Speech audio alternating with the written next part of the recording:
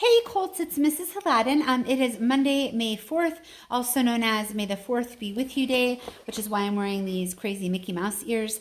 I want to show you my ears. They are very fancy. They look like this, and if you turn them around, you can see better that there is a baby Yoda on this side. Aww. And then there's the Mandalorian on this side. Yay! Anyways, I bought these for a trip we took to Disneyland earlier this year in February, and I'm going to wear them while I read. So here we go. We are going to read from The Secret Garden. We are on chapter number 12 called Might I Have a Bit of Earth. There might be some background noise in the video. My husband's doing the dishes, so forgive us for that. Okay, might I have a bit of earth? Oh, and here's the picture that goes with the beginning of the chapter. That looks like Mary, and I wonder who she's talking to. Do you have any predictions about that? So the last chapter we read was Mary was kind of hanging out with Dickon, and she showed him the garden, and they were talking about what made the garden alive and not alive. So here we go. Mary ran so fast that she was rather out of breath when she reached her room. Her hair was ruffled on her forehead, and her cheeks were bright pink. Her dinner was waiting on the table, and Martha was waiting near it. "That's a bit late," she said. "Where's the bin?" "I've seen Dickon," said Mary. "I've seen Dickon." "I knew he'd come," Martha said exultantly. "How does the like him?" I think he's beautiful," said Mary in a determined voice. Martha looked rather taken aback, but she looked pleased too. "Well," she said, "he's the best lad that was ever born, but none of us thought he was handsome. His nose turns up too much." "I like it to turn up," said Mary. "And his eyes is so round," said Martha, a trifle doubtful, "though they are a nice color." "I like them round," said Mary, "and they are exactly the color of the sky over the moor." Martha beamed with satisfaction. "Mother says he made him that color, which with always looking up at the birds and the clouds. But he's got a big mouth now, hasn't he?" "I love his big mouth," said Mary obstinately. "I wish mine were just like it." Martha chuckled delightedly. "It'd look rare and funny to see thy bit of a face," she said, "but I knowed it would be that way when I saw him. How did they like the seeds and the garden tools?" "How did you know he brought them?" asked Mary. "I never thought of him not bringing them. He'd be sure to bring them if they was in Yorkshire. He's such a trusty lad." Mary was afraid that she might begin to ask difficult questions, but she did not. She was very much interested in the seeds and the gardening tools, and there was only one moment when Mary was frightened. This was when she began to ask about where the flowers were to be planted. "Who did they ask about it?" she inquired. "I haven't asked anybody yet," said Mary, hesitating. "Well, I wouldn't ask the head gardener. He's too grand, Mr. Roach is." "I've never seen him," said Mary. "I've only seen the under gardeners and Ben Weatherstaff." "If I was you, I'd ask Ben Weatherstaff," advised Martha. "He's not half as bad as he looks, for he's so crabbed. Mr. Craven lets him do whatever he likes because he was here when Mrs. Cravens was alive, and he used to make her laugh. She liked him. Perhaps you'd find a corner somewhere out of the way." "If it was out of the way and no one wanted it, no one could mind my having it, could they?" Mary said anxiously. "There wouldn't be no reason," answered Martha. "You couldn't do any harm." Mary ate her dinner quickly as she could and rose from the table and said she was going to run to her room and put on her hat again, but Martha stopped her. "I've got something to tell you," she said. "I thought I'd let you eat your dinner first. Mr. Craven came back this morning and he wants to see you." Mary turned quite pale. "Oh," she said. Why? He didn't want to see me when I came. I heard Pitcher say he didn't." "Well," explained Martha, "Mrs. Medlock says it's because of Mother. She was walking to Thwaite Village and she met him. She never spoke to him before, but Mrs. Craven had been to her cottage 2 or 3 times. He'd forgotten, but Mother hadn't, and she made a bold to stop him. I don't know what she said to him about you, but she said something as to put him in the mind that he should see you before he goes away again tomorrow." "Oh," cried Mary, "is he going away tomorrow? I am so glad."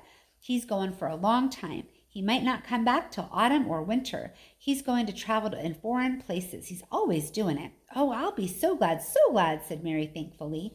If he did not come back until winter or even autumn, there would be time to watch the secret garden come alive. Even if he found out and took it away from her, she would have had all that much at least. "When do you think he'll want to see—" She did not finish the sentence because the door opened and Mrs. Medlock walked in.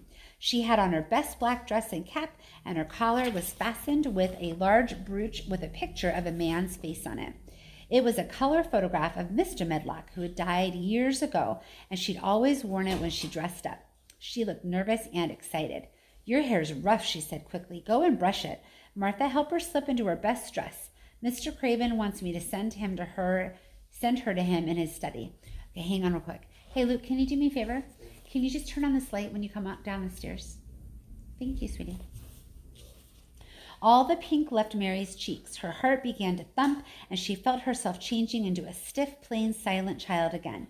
She did not even answer Mrs. Medlock, but turned and walked into her bedroom, followed by Martha. She said nothing while her dress was changed and her hair brushed, and after she was quite tidy, she followed Mrs. Medlock down the corridors in silence.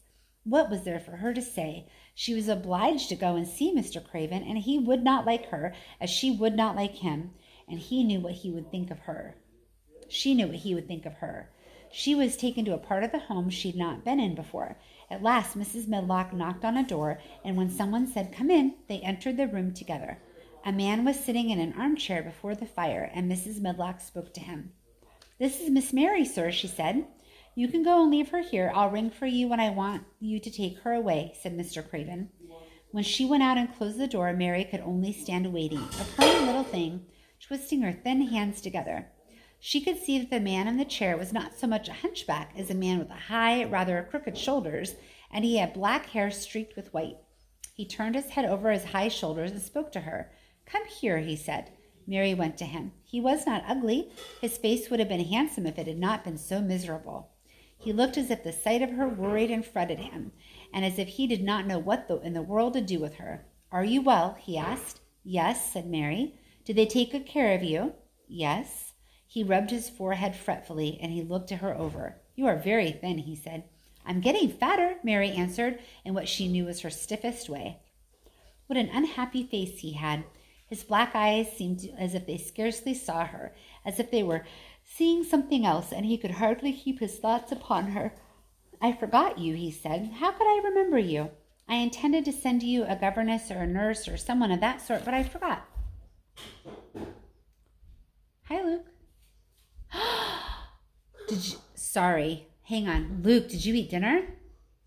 I did. Should you be eating that cookie upstairs? Huh? Should you be eating that upstairs? Mm-hmm. Oh, Luke. Oh, what a bummer.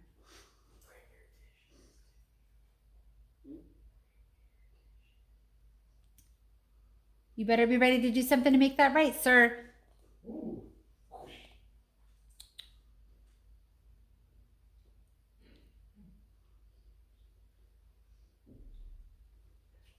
Sorry, I know I'm still recording. What did I do wrong? You ate a cookie upstairs. I was walking upstairs. Your cookie crumbs all over the place. I did not leave cookie crumbs all over the place. I will gladly vacuum if you want. That's right. You will vacuum tomorrow. Mom, Thank you. Okay, thank you, Luke. Excuse me? Yes, I'm recording. oh, hi. I'm trying to record. You want to come say hello proper? Holy smokes. Come say hi properly.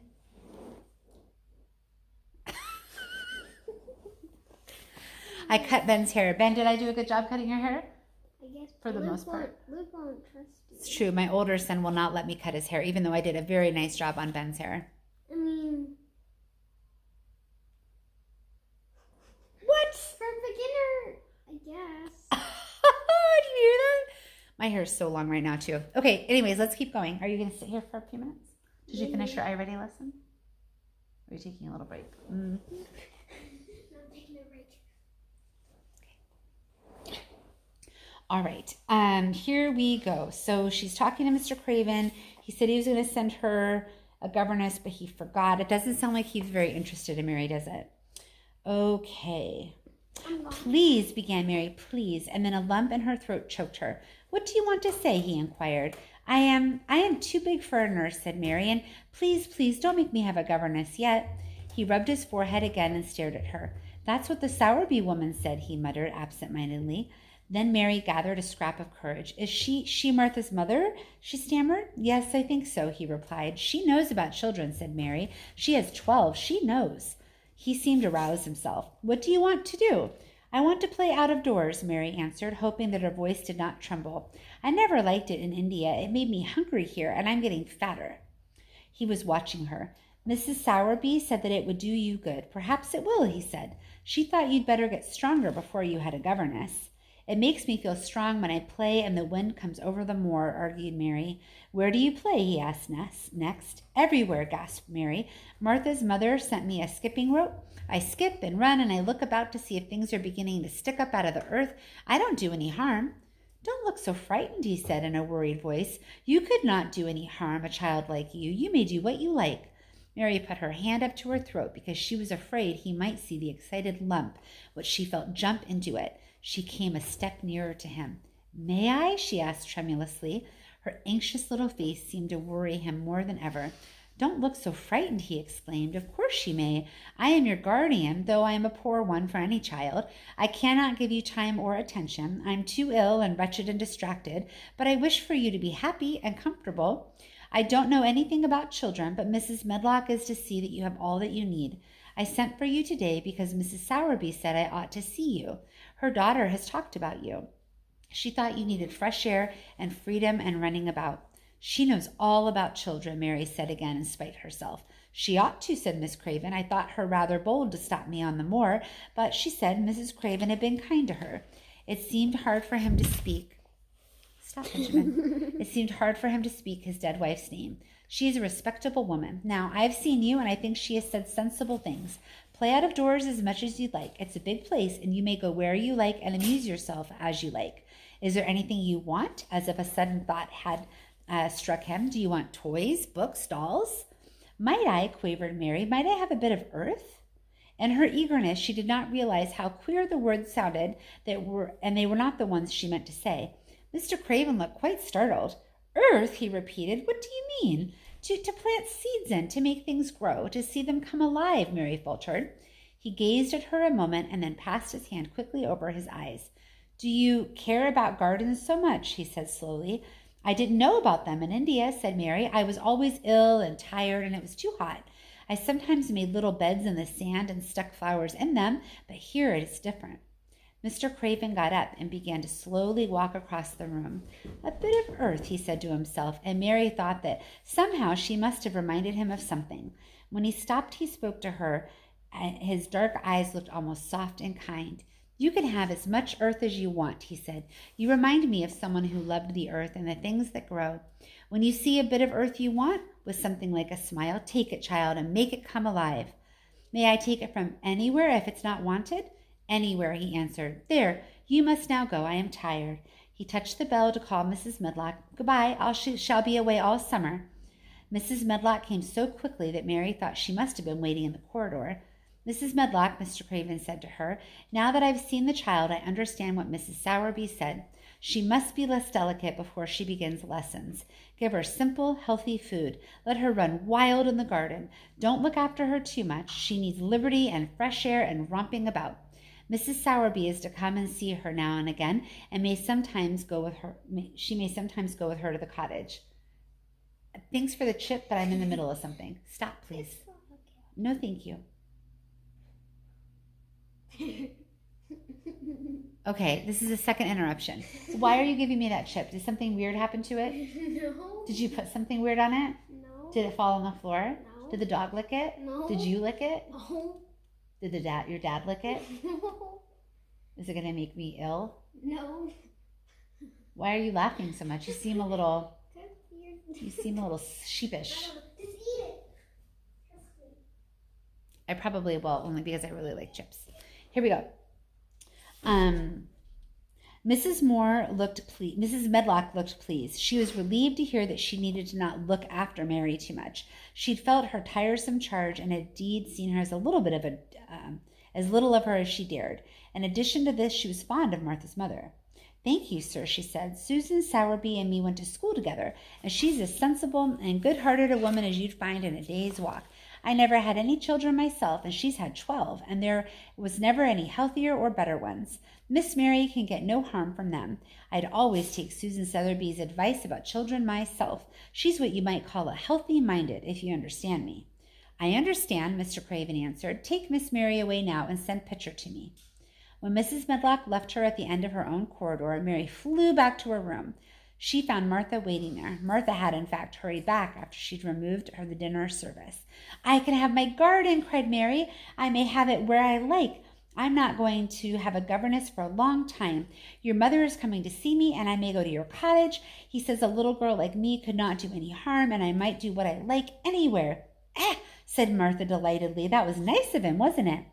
"Martha," said Mary solemnly, "he really is a nice man, only his face is so miserable and his forehead is all drawn together." She ran as quickly as she could to the garden. She had been away much longer than she thought she should be, and she knew Dickon would have to set out early on his 5-mile walk. When she slipped through the door under the ivy, she saw he was not working where she had left him. The gardening tools were laid together under a tree. She ran to them, looking all around the place, but there was no Dickon to be seen. He'd gone away, and the secret garden was empty except for the robin who had just flown across the wall and sat on a standard rosebush watching her. "He's gone," she said woefully. "Oh, and was he only a wood fairy?" Something white fastened to the standard rosebush caught her eye. It was a piece of paper. In fact, it was a piece of the letter that she had printed for Martha to send to Dickon. It was fastened on the bush with a long thorn, and in a minute she knew Dickon had left it there. There were some roughly printed letters on it and a sort of picture. At first she could not tell what it was. Then she saw it was meant for a nest with a bird sitting in it. Underneath were the printed letters, and they said, "I will come back." It's pretty cool. And that is the end of this chapter. The next chapter is called I Am Colin, so it sounds like we might meet a new character tomorrow. So I hope you enjoyed the story. I'm sorry for the weird interruptions from my children, and may the 4th be with you. Take care. Bye.